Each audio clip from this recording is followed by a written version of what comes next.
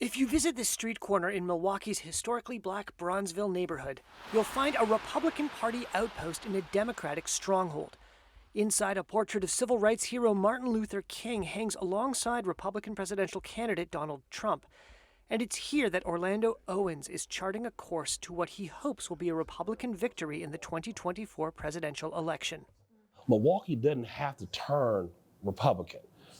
We just need to have an uptick. That's why it's so important if we can get just a small bump here in the city, a small bump in the county, we win the state. We win the state, we win the country.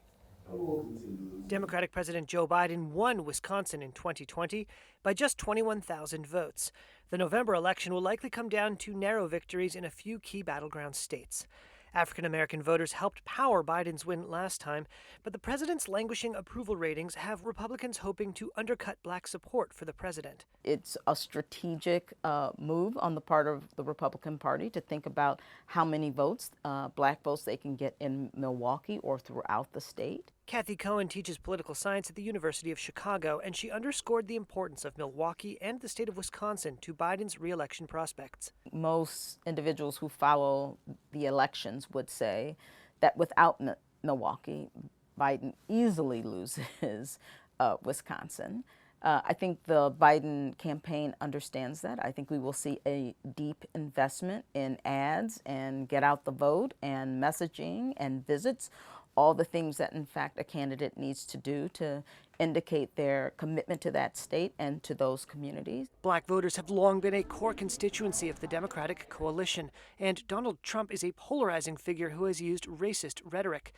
In February, the Biden campaign aired radio ads in Wisconsin and other battleground states, touting a record low in the black unemployment rate and an increase in black-owned small businesses. But in interviews with Reuters, some locals expressed ambivalence about the upcoming election. Just the rise in prices, the inflation, it wasn't like that when Trump was in office.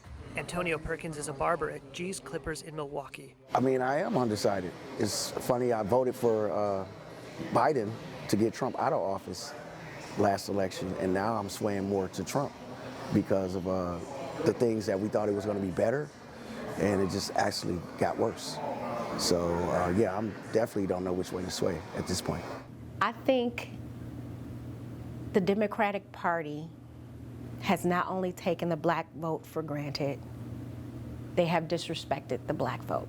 Some, like Shauna Gray, who owns the Gray Jet Cafe, said she had reluctantly decided to vote for Trump in November. But it's unclear how successful Republicans will be at making inroads.